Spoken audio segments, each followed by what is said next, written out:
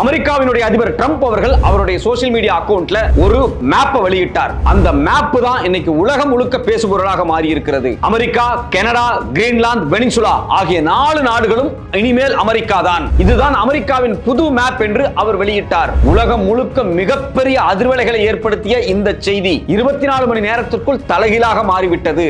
நேற்றைக்கு சுவிட்சர்லாந்தில் world economic போரத்தில் பேசிய ட்ரம்ப் அவர்கள், நான் கிரீன்லாந்தை பிடிப்பதற்கு ஆயுதத்தை பயன்படுத்த வேண்டிய தேவையே இல்லை என்று அழுத்தமாக கூறியிருக்கிறார். ஒரு பக்கம் கிரீன்லாந்தை பிடித்து விட்டதாக அவர் மேப்பை வெளியிட்டார். இன்னொரு பக்கம் நான் ராணுவத்தை பயன்படுத்த வேண்டிய தேவையில்லை என்று 24 மணி நேரத்திற்குள் ஏன் மாத்தி பேசினார்? அப்போ அமெரிக்காவினுடைய அதிபர் ட்ரம்ப் அவர்கள் ராணுவத்தை பயன்படுத்தாமல் வேறு ஒரு யுக்தியை பயன்படுத்த போகிறார். இது குறித்து அவர் மிக விரிவாக நேற்று சுவிட்சர்லாந்தில் பேசியிருக்கிறார். அதை கேட்டவுடன் ஐரோப்பிய நாடுகளும் நேட்டோ படைகளும் அதிர்ந்து போயிருக்கிறார்கள். ஏன், எதற்காக அமெரிக்க அதிபர் ட்ரம்ப் அவர்கள் புது மேப்பை வெளியிட்ட 24 மணி நேரத்தில் தன்னுடைய நிலைப்பாடை மாற்றிக்கொண்டார்? ராணுவத்தை பயன்படுத்தாமல் வேறு என்ன யுக்தியை பயன்படுத்தி கிரீன்லாந்தை அவர் கைப்பற்ற போகிறார்? ஒட்டுமொத்தமாக கடந்த 24 மணி நேரமாக கிரீன்லாந்தை மையமாக வைத்து நடந்து கொண்டிருக்கக்கூடிய சர்வதேச அரசியல் என்ன? வணக்கம், இது பிராஸ் வியூ. நான் உங்கள் சத்யராஜ். நேற்றுக்கு சுவிட்சர்லாந்தில் நடந்த வேர்ல்ட் எக்கனாமிக் போரத்தில் அமெரிக்காவினுடைய அதிபர் திரு ட்ரம்ப் அவர்கள் கலந்து கொண்டு பேசினார். அவருடைய பேச்சை ஒட்டுமொத்தமாக உலகமே எதிர்பார்த்து கொண்டிருந்தது. குறிப்பாக கிரீன்லாந்து விவகாரத்தில் அவர் என்ன பேச போறார் அப்படிங்கறத எல்லாருமே எதிர்பார்த்தாங்க. சர்வதேச ஊடகங்கள் அனைத்துமே எதிர்பார்த்துச்சு. ஆனா அவர் ரொம்ப ரொம்ப ரொம்ப ரொம்ப நிதானமாக சில ஸ்டேட்மெண்ட்டை விட்டுருக்கிறார். அந்த ஸ்டேட்மெண்ட் எல்லாமே பாத்தீங்க அப்படின்னா ட்ரம்ப் ஏதோ பின்வாங்கின மாதிரி தெரியும். ஆனா உண்மையிலேயே ட்ரம்ப் பின்வாங்கல அப்படிங்கறதுதான் யதார்த்தமான உண்மையாக இருக்கிறது. அவர் சுவிட்சர்லாந்துல என்ன பேசினாரு அப்படின்னு தெரிஞ்சுக்கிறதுக்கு முன்னாடி, கடந்த 24 மணி நேரத்துக்கு முன்னாடி ட்ரம்ப் அவர்கள் அவருடைய சோசியல் மீடியா அக்கவுண்ட்ல ஒரு போட்டோ போட்டார். அந்த போட்டோவை பார்த்து தான் உலக பத்திரிகைகளே அதிர்ந்து போனாங்க. ஏன்னா அதுல அவர் என்ன பண்றாரு அப்படின்னா அமெரிக்காவினுடைய மேப்பை புதுசா போட்டார். அதுல பாத்தீங்க அப்படின்னா அமெரிக்கா, கனடா, கிரீன்லாந்து, வெனிசுலா இது எல்லாமே அமெரிக்க கொடியால் நிரப்பப்பட்டிருக்கக்கூடிய நிலப்பகுதி. அதாவது இது எல்லாமே என்னுடைய நாடு அப்படின்னு டிக்ளேர் பண்ற மாதிரி ஒரு புகைப்படத்தை போட்டு, அந்த புகைப்படத்தை யாரெல்லாம் உட்கார்ந்து பார்க்குற மாதிரி போட்டிருந்தார் அப்படின்னா French president, Italian prime minister, UK prime minister, அது மட்டும் இல்லாம யூரோப்பியன் யூனியனுடைய பிரசிடென்ட், இது இல்லாம நேட்டோவினுடைய செக்ரட்டரி ஜெனரல். அதாவது ஒட்டுமொத்தமாக ஐரோப்பிய ஒன்றியம், ஐரோப்பிய ஒன்றியத்துக்கு உள்ள இருக்கக்கூடிய முக்கியமான நாடுகளுடைய பிரதமர்கள், தலைவர்கள் எல்லாரும் ஒயிட் ஹவுஸ்ல இருக்கக்கூடிய அந்த ஓவல் ஹவுஸ்ல உட்கார்ந்து ட்ரம்ப் வெளியிட்டு இருக்கக்கூடிய புது அமெரிக்க படத்தை பார்க்கிற மாதிரியான ஒரு கமெண்ட்டை, ஒரு பிக்சரை போட்டாரு. உலகமே அதிர்ந்துருச்சு. அதுக்கு பிறகு இன்னொரு பிக்சரையும் அவர் பகிர்ந்திருந்தாரு. அந்த பிக்சர்ல என்ன இருந்துச்சு அப்படின்னா கிரீன்லாந்துக்குள்ள போய் அந்த பகுதியில அமெரிக்க கொடியை ட்ரம்ப் அவர்கள் நட்ட வைக்கிறாரு. அந்த கொடியை எடுத்துட்டு போய் அங்க நட்ட வைக்கிறதுல ட்ரம்ப் இருக்கிறார். அமெரிக்காவினுடைய வைஸ் பிரசிடென்ட் ஜேடி வான்ஸ், இது இல்லாம அமெரிக்காவினுடைய செக்ரட்டரி ஜெனரல் மார்க்கோ ரூபியோ, இந்த 3 பேரும் சேர்ந்து கிரீன்லாந்தை நாங்கள் கைப்பற்றி விட்டோம், அதுக்கு அடையாளமாக இந்த கொடியை நாங்கள் அங்கே பதிக்கிறோம் அப்படின்னு சொல்லி ஒரு ஃபேஸ்புக் மாதிரியான சோசியல் மீடியா அக்கௌண்ட்ல அவர் ஒரு ட்வீட் போட்டாரு, ஒரு புகைப்படம் போட்டார். இது உலகம் முழுக்க ஒரு மிகப்பெரிய விவாத பொருளாக மாறியது. என்னடா ஐரோப்பிய யூனியன் ஒட்டுமொத்தமாக தலைகுனிகிற மாதிரி, நேட்டோவுக்குள்ள ஒரு மிகப்பெரிய பிரச்சனையை ஏற்படுத்துற மாதிரி கிரீன்லாந்தை நான் கைப்பற்றிட்டேன், கனடாவை நான் கைப்பற்றிட்டேன், வெனிசுலாவை நான் கைப்பற்றிட்டேன் அப்படின்னு இப்படி போடுறாரு அப்படின்னு சொல்லி ஒரு பரபரப்பாக இருந்துச்சு.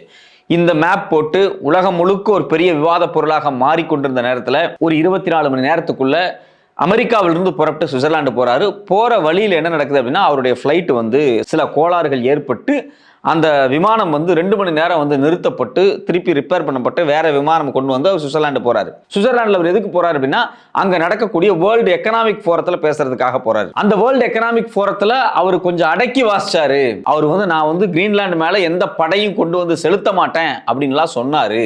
ஆனா உண்மையிலே அவர் சொன்ன வார்த்தைகள் ரொம்ப ரொம்ப முக்கியமானது. The United States is the economic engine of the planet. When America booms, the entire world booms. When it goes bad, you all follow us down அப்படிங்கிறாரு. அமெரிக்கா இந்த உலகத்தில் வீழ்த்தப்பட்டால், அமெரிக்க பொருளாதாரம் இந்த பிளானட்லேயே மிகப்பெரிய பொருளாதாரம், அதனுடைய வளர்ச்சி அப்படிங்கிறது ஒட்டுமொத்த உலகத்தினுடைய வளர்ச்சி, அமெரிக்காவினுடைய வீழ்ச்சி அப்படிங்கிறது ஒட்டுமொத்த உலகத்தினுடைய வீழ்ச்சி அப்படிங்கிறத சாதாரணமான ஸ்டேட்மெண்ட்டாக எடுத்துக்கொள்ள முடியாது. இதுல இன்னொரு விஷயம், அவர் கிரீன்லாந்து குறித்து பேசுறாரு. I don't have to use the force. I don't want to use the force. I won't use the force. அதாவது ரொம்ப தெளிவாக என்ன சொல்றாரு அப்படின்னா, நான் உன்னை அடிக்க மாட்டேன், நான் உன்னை அடிக்க வேண்டிய தேவையே வராது. அதாவது ஒருத்தனை போய் இவன்கிட்ட ஒரு விஷயத்தை பிடுங்கணும் அப்படின்னா ஒன்று அடிச்சு பிடுங்கணும், நான் உன்னை அடிக்கவே போறது கிடையாது, நான் உன்னை அடிக்க வேண்டிய தேவையே இருக்காது. அப்ப அடிக்க வேண்டிய தேவை இருக்காது அப்படின்னா வேற ஒரு ரூட்ல அவர் மிரட்டப்பட போறாங்க அப்படிங்கிறது அர்த்தம். ஸோ அவங்க குடும்பத்தை வச்சு மிரட்டுவாங்க, அவங்க குழந்தைய வச்சு மிரட்டுவாங்க, இதெல்லாம் வழக்கமாக நடக்கலாம். அதே மாதிரி ட்ரம்ப் அவர்கள் என்ன சொல்றாரு அப்படின்னா, நான் என்னுடைய ராணுவத்தை கிரீன்லாண்டுக்கு அனுப்ப வேண்டிய அவசியம் கிடையாது, அதுக்கான தேவையும் கிடையாது, அதை நான் செய்ய போறதும் கிடையாது அப்படிங்கிறாரு. இதை தலைப்புச் செய்தியா போட்டவங்க ட்ரம்ப் பின்வாங்கிட்டாரு அப்படிங்கிறாங்க. அதை பின்வாங்கல் கிடையாது. ட்ரம்ப் அடுத்தடுத்து என்ன பேசினார் அப்படிங்கிறதா ரொம்ப அதிர்ச்சியான விஷயம். அவர் வெளிப்படையாக ஐரோப்பா அமெரிக்காவினுடைய ராணுவ கூட்டமைப்பான நேட்டோ இருக்கு பாத்தீங்களா, நேட்டோவினுடைய பட்ஜெட்டை பத்தி பேசுறாரு. நேட்டோவில் 31 நாடு இருக்கு. இந்த 31 நாடுகள்ல எத்தனை நாடு அவங்களுடைய மொத்த டிஃபென்ஸ் பட்ஜெட்ல 2% நேட்டோவினுடைய செலவுக்காக நீங்க கொடுத்துருக்கீங்க அப்படின்னு கேட்கிறாரு. அதாவது நேட்டோ அப்படிங்கக்கூடியது ஒரு ராணுவ கூட்டமைப்பு. அமெரிக்கா, பிரான்ஸு இந்த மாதிரியான எல்லா நாடுகளும் சேர்ந்து ஒரு ஐரோப்பிய நாடுகள்லாம் கூட்டமைப்பு அந்த காலத்திலே உருவாக்கப்பட்டுச்சு. எப்போ அப்படின்னா 2ஆம் உலகப் போருக்கு பிற்பனைய காலகட்டங்களில். அது ஏன் உருவாக்கப்பட்டுச்சு அப்படின்னா, அன்னைக்கு சோவியத் ரஷ்யா ஒரு மிகப்பெரிய கூட்டமைப்பாக இருந்தாங்க. அதுக்கு பேர் வார்ஷா பேக்ட் அப்படிம்பாங்க, ஒரு ராணுவ கூட்டமைப்பு. இந்த பக்கம் அமெரிக்கா தலைமையில் ஒரு ராணுவ கூட்டமைப்பு. அது இடதுசாரிய அரசாங்கத்தை மையமாக வச்சு, அந்த கொள்கையை மையமாக வச்ச கூட்டமைப்பு. இது முழுக்க முழுக்க பார்த்தீங்கன்னா முதலாளித்துவத்தை மையமாக வைத்த ஒரு கூட்டமைப்பு. ரெண்டுமே ராணுவ கூட்டமைப்பு தான். ஸோ சோவியத் ரஷ்யா வந்து ஐரோப்பிய நாடுகளை பிடிச்சிரும், அதனால ஐரோப்பிய நாடுகளும் அமெரிக்காவும் ஒன்னா சேர்ந்து இந்த நேட்டோ கூட்டமைப்பை ராணுவ ரீதியாக வச்சுக்கலாம் அப்படிங்கிறது அவங்களுடைய முக்கியமான கொள்கை. 1945 1990 வரைக்கும் இந்த கூட்டமைப்பு இருக்கு. 90களுக்கு பிறகு சோவியத் ரஷ்யா வீழ்ச்சிக்கு பிறகு வார்ஷா பேக்ட் அப்படிங்கக்கூடிய கம்யூனிஸ்ட் கூட்டமைப்பு இருக்கு இல்லையா, அது வந்து முடிவுக்கு வந்துருச்சு. ஆனா அதுக்கு பிறகும் இந்த நேட்டோ ராணுவ கூட்டமைப்பு தொடர்ச்சியா இருக்குது. ஸோ அப்ப இதுல நமக்கு என்ன தெரியுது அப்படின்னா, இந்த நேட்டோ கூட்டமைப்புக்கு மிகப்பெரிய பட்ஜெட், மிகப்பெரிய பணத்தை யார் கொட்டி குவிக்கிறார்கள் என்றால் முழுக்க முழுக்க அமெரிக்கா தான் செய்யுது. ஸோ இவங்களுடைய ஒப்பந்தங்களே என்ன அப்படின்னா, அந்தந்த நாடு, இந்த 31 நாடும் அவங்கவுங்க நாடுகள் அவங்க நாட்டுக்கு செலவு பண்ணக்கூடிய அந்த டிஃபென்ஸ் பட்ஜெட் இருக்கு பார்த்தீங்களா, அதுல 2% ஆகுது. அதாவது அந்த மொத்த ஜிடிபியில் 2% எங்களுக்கு கொடுக்கணும், யாருக்கு, நேட்டோவுக்கு கொடுத்துடணும் அப்படிங்கிறது தான். இதுல பல நாடுகள் இதுவரைக்கும் அதை அச்சீவே பண்ணல, எல்லாமே அமெரிக்கா தான் செஞ்சுட்டு இருக்குது, நாங்க தான் எல்லாத்தையும் பார்த்துட்டு இருக்கோம் அப்படின்னு சொல்லி வெளிப்படையாக நேற்று பேசியிருக்காரு. அப்ப இது ஒரு மிரட்டல். நீ எனக்கு கிரீன்லாந்து தரல அப்படின்னா நேட்டோ கூட்டமைப்புக்கான செலவுகள், நேட்டோ கூட்டமைப்புக்கான பாதுகாப்பு, ஐரோப்பிய நாடுகளுக்கான ஆயுதங்கள், இது எல்லாத்தையும் நான் தவிர்த்துருவேன், உன்னை ரஷ்யா வந்து பிடிச்சிருவான் அப்படின்னு சைலண்டான ஒரு மிரட்டலை நேத்து சுவிட்சர்லாந்துல ட்ரம்ப் அவர்கள் கூறியிருக்கிறார். NATO has treated us very unfairly அப்படின்னு நேத்துக்கு சொல்றாரு. ஆனா இதுக்கு முன்னாடியே அவர் என்ன சொல்றாரு ட்ரம்ப் அப்படின்னா, NATO is costing us a fortune and yes, we are protecting Europe with NATO, but we are spending a lot of money அப்படின்னு காலங்காலமாக இவர் 2016 முதல் தடவை ஜனாதிபதியா வர்றதுக்கு முன்னாடி இருந்தே நேட்டோ குறித்து அவர் வந்து நோண்டிக்கிட்டே இருந்தாரு, குறை சொல்லிக்கிட்டே இருந்தாரு. இது எல்லாமே கிரீன்லாண்டுக்காக தான். இன்னைக்கு அது வெளிப்படையா தெரிஞ்சிருச்சு. நேற்றைக்கு அவர் சுவிட்சர்லாந்துல பேசினதோட நேட்டோவுக்கும் அமெரிக்காவுக்குமான முரண்பாடு துவங்கி விட்டது. அவர் தான் சொல்றாரு வெளிப்படையாக, 2% ஜிடிபியில் நீங்க இன்னும் வரைக்கும் பாதி நாடுகள் கொடுக்கவே இல்லை அப்படிங்கிறத டேட்டாவா சொல்றாரு. இது மட்டும் இல்லாம வெளிப்படையா அவர் என்ன சொல்றாருன்னா, ஐரோப்பா வந்து ஒரு புது விதமான ஒரு ஸ்கேமுக்குள்ள ஈடுபடுறாங்க, கிரீன் நியூ ஸ்கேம் அப்படின்னு சொல்லி ஒரு ஸ்கேமுக்குள்ள வர்றாங்க. அது வேற ஒன்றும் கிடையாது. ஐரோப்பிய நாடுகள் நியூக்ளியர் பிளான்ட்டையோ இல்ல மற்ற கரண்ட் தயாரிக்கிறதுக்கான மெக்கானிசத்தை எல்லாத்தையும் விட்டுட்டு, அதாவது நான் ரினியூவபிள் எனர்ஜிஸை மொத்தமாக விட்டுட்டு, நிலக்கரி எடுக்கிறதெல்லாம் விட்டுட்டு ரினியூவபிள் எனர்ஜி நோக்கி போறாங்க, சோலார் பவர், விண்டு பவர் நோக்கி நகர்றாங்க. இது ஒரு விதமான வந்து போலித்தனமானது அப்படின்னு ஒரு வெளிப்படையா பேசியிருக்கார். ஸோ அப்போ ட்ரம்பினுடைய ஒரே கொள்கை நேத்தோட ஸ்பீச்சில் என்ன இருக்கு அப்படின்னா, இங்க பாருங்க, நான் நிலக்கரி எடுப்பேன், பெட்ரோல் எடுப்பேன், கேஸ் எடுப்பேன், எல்லாமே கிரீன்லாண்ட்ல இருக்கு, இதை நான் எடுக்க போறேன் அப்படிங்கிறத வெளிப்படையா சொல்லாம, எங்களுக்கு பாதுகாப்பு அச்சுறுத்தல், நேட்டோ துரோகம் செய்யுது, நேட்டோ செலவு செய்ய மாட்டேங்குது, ஐரோப்பிய நாடுகளையே நான் தான் பார்த்துக்கிறேன், இது முழுக்க முழுக்க ஸ்ட்ராட்டஜிக்கலா ராணுவமா ரொம்ப முக்கியமான ஸ்தலம், இப்படி எல்லாம் பேசிக்கிட்டு இருக்காரு. அமெரிக்காவுக்கு முக்கியமானது அப்படிங்கிறத தாண்டி ஐரோப்பாவுக்கே இது முக்கியமானது அப்படின்னு சொல்லி ஐரோப்பாவை மிரட்டக்கூடிய இடத்துல போறாரு. முதல்ல அவர் என்ன சொன்னாரு, நான் படைகளை கொண்டு வந்து நிறுத்த போறதில்லை அப்படின்னு சொன்னார். நேற்றைக்கு சோசியல் மீடியால போட்டோ போட்டப்ப கிரீன்லாந்தையே நான் பிடிச்சிட்டேன்னு சொன்னாரு. ஆனா இன்னைக்கு வந்து நான் ராணுவத்தை அனுப்பி பிடிக்க வேண்டிய தேவை இல்லை, அதாவது I don't want to use the force அப்படினாரு.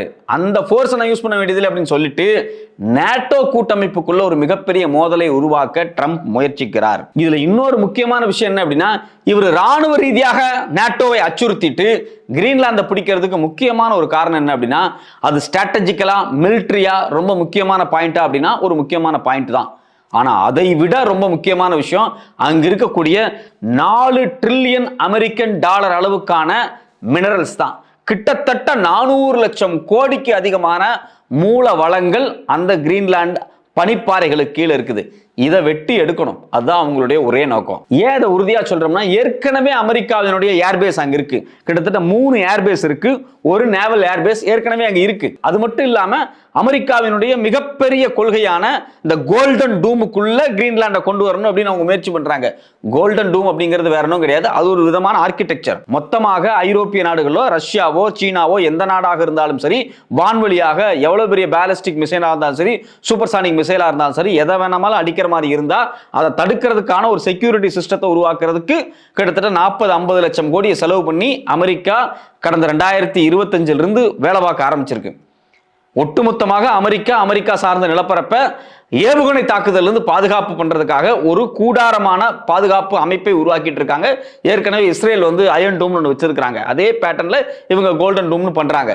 So இந்த கோல்டன் டூமுக்குள்ளேயும் கிரீன்லாண்டை கொண்டு வரணும் அப்படின்னா என்ன பண்ணணும்? மொத்தமாக கிரீன்லாண்டை என்கிட்ட கொடுத்துடணும் அப்படிங்கிறது தான் அவருடைய ஒரே கொள்கையா இருக்கு.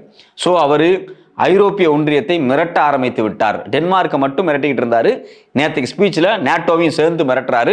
இது மட்டும் இல்லாம கிரீன்லாந்தில் இருக்கக்கூடிய வைரம், கிட்டத்தட்ட பல வைர சுரங்கங்களை வெட்டி எடுக்கும் அளவுக்கு கிரீன்லாந்துல வைரம் இருக்கு, இரும்பு இருக்கு, யுரேனியம் இருக்கு, ஜிங்க் அண்ட் லீட் இருக்கு, கோல்டு இருக்கு, காப்பர் இருக்கு. இதெல்லாம் இல்லாம கிட்டத்தட்ட 47 billion barrels of crude oil எங்க இருக்கு அப்படின்னா இந்த கிரீன்லாந்துல இருக்கு. ஸோ இதை எப்படியாவது ஆட்டையை போட்டோன்னு அவங்க ரொம்ப ரொம்ப ரொம்ப ரொம்ப முயற்சி பண்றாங்க. அதாவது ட்ரம்பினுடைய நோக்கம் என்ன அப்படின்னா, அங்க இருக்கக்கூடிய மூல வளங்களை மொத்தமா சுரண்டி எடுக்கணும். அந்த மூல வளங்களை சுரண்டி எடுக்கிறதுக்காக கிரீன்லாண்டை எனக்கு கொடுத்துரு அப்படின்னு கேட்கிறாரு. இவங்க தரமாட்டுக்கிறாங்க. டென்மார்க்கும் சரி, ஐரோப்பிய யூனியனும் சரி, அவங்களுடைய ராணுவத்தை கொண்டு வந்து இறக்கி இருக்கிறாங்க. இப்போ அவர் வெளிப்படையாக என்ன சொல்றாரு அப்படின்னா, நான் என் ராணுவத்தை இறக்க வேண்டிய தேவையே கிடையாது, நேட்டோ எக்ஸ்பென்சஸ், நேட்டோவினுடைய கழுத்தை பிடிச்சாலே போதும், ரஷ்யா உங்களை ஒன்றும் இல்லாமல் பண்ணிடும் அப்படிங்கிற மாதிரியான ஒரு த்ரெட்டை உருவாக்கி கிரீன்லாண்டை வாங்குறதுக்கான வேலைகளில் இறங்குறார். இந்த பயமுறுத்தல், இந்த அச்சுறுத்தல் எல்லாமே எதுக்கு அப்படின்னா, அந்த கிரீன்லாந்து இருக்கக்கூடிய மிகப்பெரிய ஆயில் ரிசோர்ஸ், கிட்டத்தட்ட பார்த்தீங்க அப்படின்னா 30% ஆஃப் வேர்ல்டு கேஸ் ரிசோர்சஸ் எங்க இருக்குன்னா கிரீன்லாந்து இருக்கு. 13% ஆஃப் க்ரூட் ஆயில் ரிசோர்சஸும் இந்த கிரீன்லாந்து இருக்கு வேர்ல்டோட மொத்த ரிசர்வ்ஸ்ல. ஸோ அப்போ இவ்வளவு பெரிய மிக முக்கியமான ஒரு வளங்களை எப்படி விட்டு கொடுக்கிறது? ஏற்கனவே உலக அளவில் பார்த்தீங்க அப்படின்னா அமெரிக்கா வந்து ஒரு நாளைக்கு கிட்டத்தட்ட 12.9 மில்லியன் பேரல் க்ரூட் ஆயில் எடுத்துக்கிட்டு இருக்கிறாங்க per day, million per day. இது மட்டும் இல்லாமல் இவங்க 12.9, ரஷ்யா வெறும் 10 தான், சவுதி 9, கனடா 4. ஏற்கனவே 12.9 அதாவது 13 மில்லியன் பேரல் பர் டேக்கு எடுத்துட்டு இருக்காங்க. இப்போ கிரீன்லாண்டையும் கைப்பற்றிட்டா இதுக்கு இணையா எடுத்தோம்னா கிட்டத்தட்ட ஒரு நாளைக்கு 20 million barrel 30 million barrel per டேக்கு க்ரூட் ஆயில் எடுத்தா நாம தான் சர்வதேச அளவில் சைனாவை நெருங்க விடாமல் சைனாவை தூக்கி எறிந்துட்டு மிகப்பெரிய இடத்துக்கு வர முடியும் அப்படின்னு நம்புறாங்க. இது எல்லா பிரச்சனைக்கும் முழுக்க காரணம் சைனாவினுடைய வளர்ச்சி தான். அவங்களுக்கு சைனாவினுடைய பொருளாதார வளர்ச்சி அமெரிக்காவை மிக மோசமாக அச்சுறுத்தது. அதே சமயத்தில் ரஷ்யாவினுடைய அணு ஆயுதம் தாங்கிய சப்மரைன் வந்து குறிப்பாக ஆர்டிக் பகுதியில் நிறைய இடங்கள்ல உலாவிக் கொண்டிருக்கிறது. இது அவங்களுக்கு ஒரு அச்சமா இருக்கு. அப்போ ஒரு பக்கம் ரஷ்யாவு மேல் இருக்கக்கூடிய இராணுவ பயம், இன்னொரு பக்கம் சீனாவினுடைய பொருளாதார கொள்கை. இதுல ரொம்ப முக்கியமான விஷயம் என்னன்னா, ஒரு நாளும் ரஷ்யா ஐரோப்பிய நாடுகளை தாக்காது, அமெரிக்காவை தாக்காது. எவ்வளவுதான் அவங்களுடைய சப்மரைன் நியூக்ளியர் ஹெட்ஸை வந்து தூக்கிக்கிட்டு சுமந்தாலும் நியூக்ளியர் பாம்பு போடுற அளவுக்கான பிரச்சனை வராது அப்படிங்கிறது உலகத்துல வந்து இப்போதைக்கு இருக்கக்கூடிய ஒரு சுமூகமான சூழல். ஆனா சீனாவினுடைய பொருளாதார கொள்கை என்பது ஒட்டுமொத்தமாக சீனாவிலிருந்து ஐரோப்பிய நாடுகளுக்கு பல லட்சக்கணக்கான கோடி மதிப்பிலான பொருட்களை இந்த ஆர்டிக் ரூட் வழியாக உள்ளே கொண்டு வந்து நார்வே, ஸ்வீடன், பாரிஸுக்குள்ள கொண்டு வந்து பொருட்களை இறக்கி மிகப்பெரிய பொருளாதாரமாக அவங்க வளருவாங்க. ஏற்கனவே அவங்க இந்திய பெருங்கடல் வழியாக ரெட்சி வழியா வந்து ஐரோப்பிய ஒன்றியத்தில் கொட்டி குவிச்சிட்டு இருக்காங்க. லத்தீன் அமெரிக்காவில் தங்களுடைய பொருட்களை வந்து குவிக்கிறாங்க. ஒட்டுமொத்த உலக சந்தையும் பிடிக்கிறாங்க. இது மட்டும் இல்லாம பல நாடுகள் இருக்கக்கூடிய பெட்ரோலிய ரிசர்வை அவங்க வெட்டி எடுக்கிறாங்க. ஹைட்ரோ கார்பன் ரிசர்வ்ஸை வந்து எடுத்து ஏற்றுமதி பண்ணிக்கிறாங்க. இவ்வளவு தூரம் எக்கனாமிக்கலா பூம் ஆயிட்டு இருக்கக்கூடிய சீனாவை கட்டுப்படுத்தணும் அப்படின்னா ஆர்டிக் ஓஷனை கட்டுப்படுத்தணும் அப்படிங்கிறதுல அவங்க ரொம்ப உறுதியா இருக்காங்க. ஸோ அமெரிக்காவினுடைய ஒரு நலன் என்ன அப்படின்னா, முழுக்க முழுக்க கிரீன்லாண்டை தன்வசம் கொண்டு வருவதனூடாக அங்கு இருக்கக்கூடிய மூலப்பொருள்களை எடுப்பது. இரண்டாவது, சீனாவினுடைய பொருளாதார வளர்ச்சியை முட்டுக்கட்டை போடுவது. மூன்றாவது தான் அணு ஆயுதம் தாங்கிய ரஷ்யாவினுடைய சப்மரைன் அந்த ஏரியா பக்கம் வராம தன்னுடைய ஸ்ட்ராட்டஜிக் பாயிண்டா இருக்கக்கூடிய அந்த கோல்டன் டூமை எஸ்டாப்ளிஷ் பண்றதுக்கான வேலை. ஸோ அப்போ இவ்வளவு நாளாக கிரீன்லாண்டை நான் ஆக்கிரமிப்பேன் அப்படின்னு வெளிப்படையா சொன்ன இந்த ட்ரம்ப் 24 மணி நேரத்துக்குள்ள அவருடைய நிலைப்பாடை மாத்திட்டார்னு பல பத்திரிகைகள் எழுதுறாங்க. அவர் அவருடைய நிலைப்பாடை மாற்றவில்லை. அவர் நேட்டோவை முதுகில் குத்த போகிறார் என்பதுதான் நேற்றைக்கு அவர் பேசியதிலிருந்து நாம் தெரிந்து கொள்ள வேண்டிய விஷயமாக இருக்கிறது.